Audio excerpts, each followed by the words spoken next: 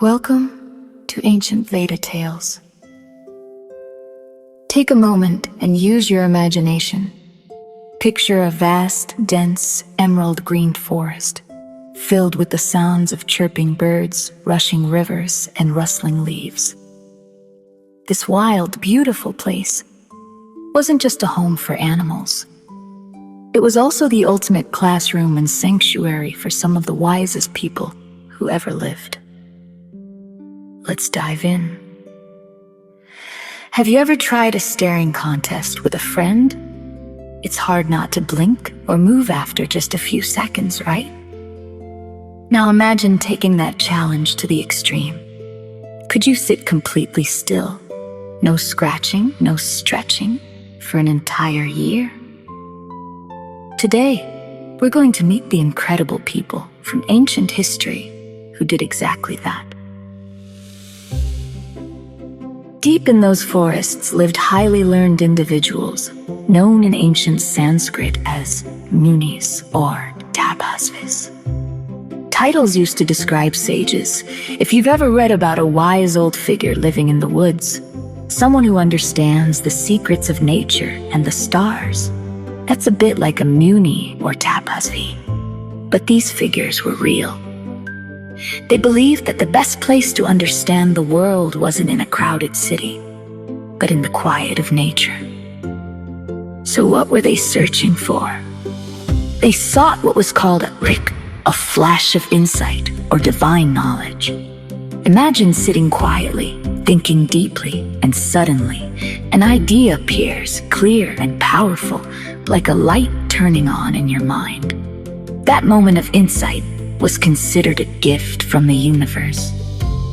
When a muni or tapasvi received such insight, they were known as a Rishi, a sage who had heard or realized profound truths. Some of the most famous rishis in ancient tradition include Valmiki, Agastya, Atri, Vamadeva, and Vishwamitra. These individuals dedicated their lives to understanding existence through deep reflection in nature.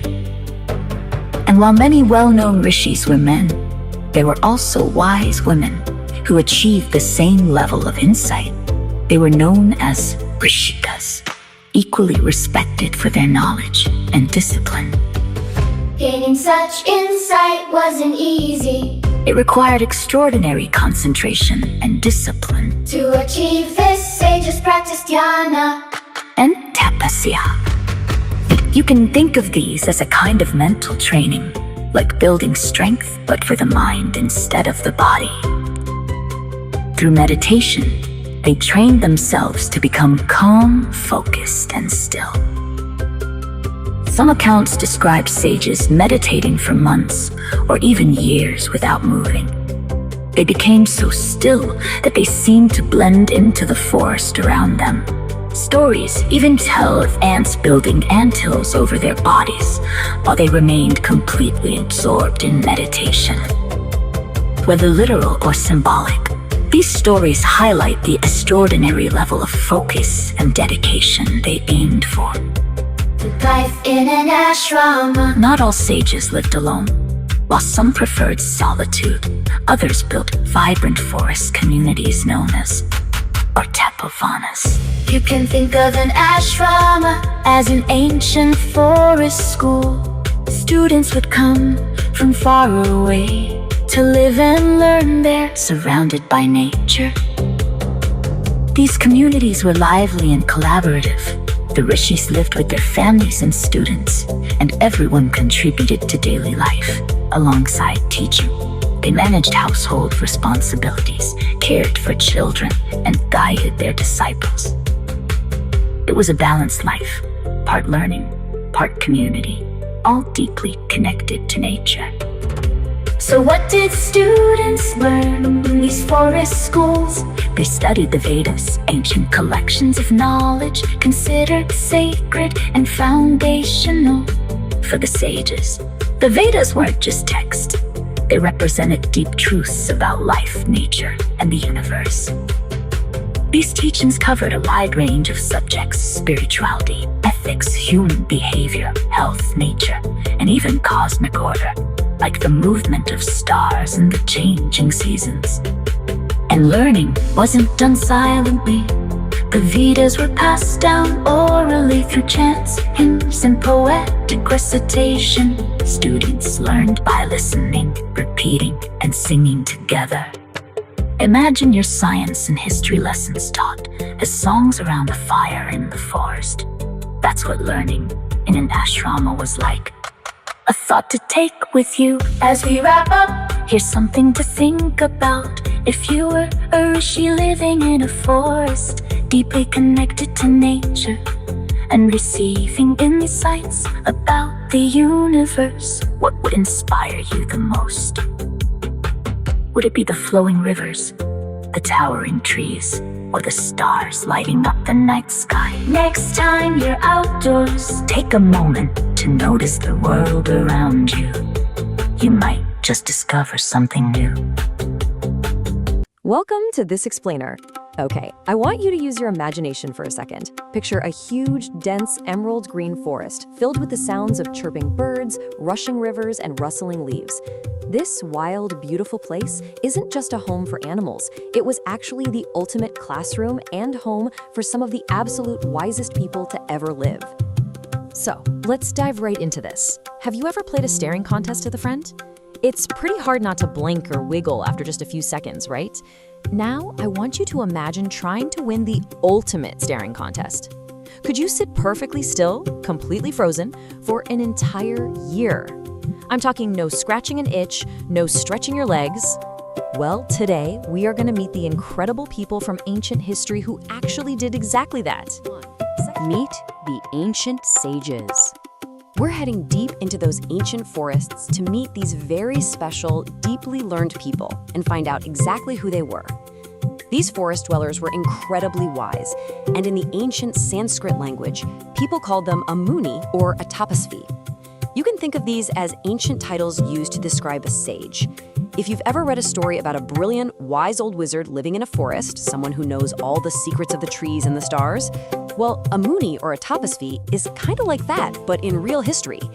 They were highly educated people who simply decided that the absolute best place to learn about the world wasn't in some busy, noisy city, but way out in the quiet of nature. Now, you might be wondering, what exactly were they looking for out there in the woods? Basically, they were waiting for a rick. Imagine you're sitting outside, thinking really hard, and suddenly, ping, you get a brilliant idea. It's like a glowing light bulb flashing right over your head, or almost like your brain just received a direct text message from the universe itself. That sudden magical spark of divine knowledge, that is called a rick. So here's where it gets really cool. When a muni or tapasviji actually receives one of these amazing cosmic messages, their title changes. It's almost like leveling up in a video game. Once they successfully catch that rick, that piece of divine knowledge, they become known as a rishi. A rishi is simply a sage who has listened closely enough to nature to receive that ultimate wisdom. And we actually know the names of some of the most famous early rishis who completely mastered living and learning in the wild. These were the absolute ancient superstars of the forest. I'm talking about legendary figures like Valmiki, Agastya, Atri, Vamadeva, Vishwamitra, and Dirghatamas. These are people who dedicated their entire lives to understanding the universe from the peace of the woods. But hey, while most of those famous names you just heard were men, there were absolutely brilliant women who lived in the forests and received these divine messages too. A woman who achieved this incredibly high level of wisdom, who successfully received a rishik, was known as a rishika. They were just as focused and just as wise as the men. The ultimate super focus.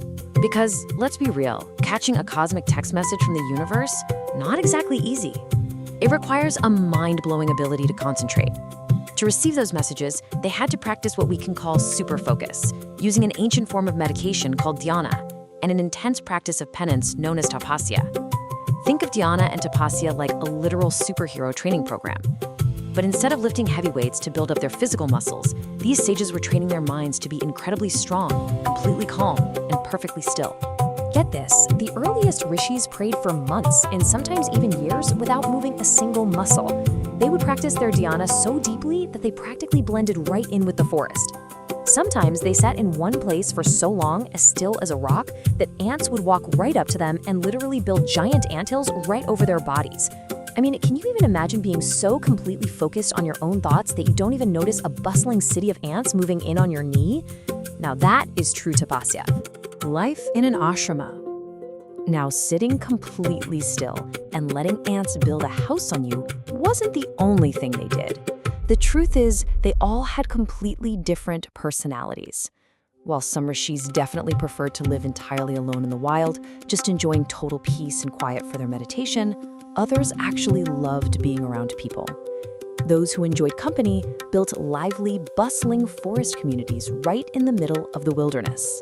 They set up these really special community camps called ashramas or tapavanas. You can kind of think of an ashrama like a magical ancient forest boarding school. Instead of studying in a boring brick building in a noisy city, students would come to live in these hermitages way out in the woods. The rishis lived there with their own families alongside all their eager students. But since it was a community, everyone had to pitch in. The rishis and their wives, who were known as rishi putnis, had daily tasks just like your parents or teachers do today. Their daily chores included taking care of their own children, making sure all their disciples, their students, were looked after, and of course, teaching their classes. It was this really busy, happy life of learning right in the lap of nature. Secrets of the Vedas.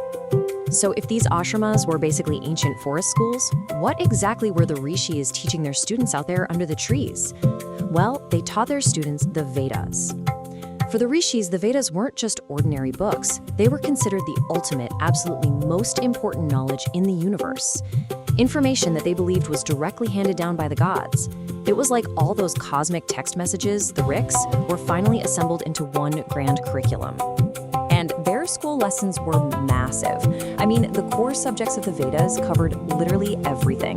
They learned about the gods, about exactly how people should treat one another, all the secrets of nature, human behavior, what kind of food to eat, how to stay in perfect health, and even the rules of the entire cosmic order, like how the stars move and why the seasons change. It was a school where you learned how the whole universe works. But here is definitely the fun part about going to an ashrama school. Instead of sitting at desks and silently reading heavy textbooks, the students learned all this amazing knowledge out loud. The Vedas were composed as incredible poems, or they were sung together as beautiful hymns. Just imagine if your science, history, and health classes were all taught by singing amazing songs with your friends around a crackling forest fire. So as we wrap up this explainer about the brilliant sages of the ancient forests, I want to leave you with a little something to think about, just to spark your curiosity about the natural world around you. If you were a rishi living deep in an ancient forest boarding school, receiving messages from the universe, what amazing part of nature would you sing a hymn about? Would it be the rushing river, the giant trees, or maybe the stars in the night sky? Think about it next time you're out in nature. Thanks for joining me on this incredible journey.